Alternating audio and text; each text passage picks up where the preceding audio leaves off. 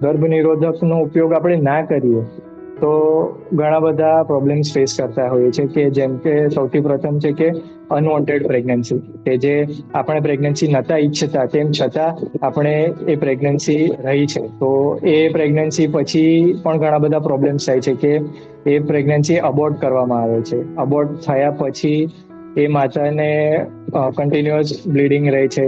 Bleeding રહેવાના કારણે એનું હિમોગ્લોબિન લેવલ ડાઉન થાય છે. તેના કારણે તેનું રોગ પ્રતિકારક ક્ષમતા જે કહીએ એ ઘટે છે, હિમોગ્લોબિન ઘટે છે, તેનામાં અશક્તિ આવે છે. અને at the end of the day આ બધું જ આપણા દેશના વિકાસને જ અસર કરી રહ્યું છે, કે આ પ્રોડક્ટિવિટી જ ઘટાડી રહ્યું છે. તો ગર્ભ નિરોધક અત્યંત જરૂરી છે. એનાથી ઘણા બધા આર્થિક લોસ પણ થાય છે અને શારીરિક તકલીફો પણ થઈ રહી છે ગર્ભ નિરોધક ના વાપરવાથી. એટલા માટે ગર્ભ નિરોધક વાપરવું ઘણું જ જરૂરી છે.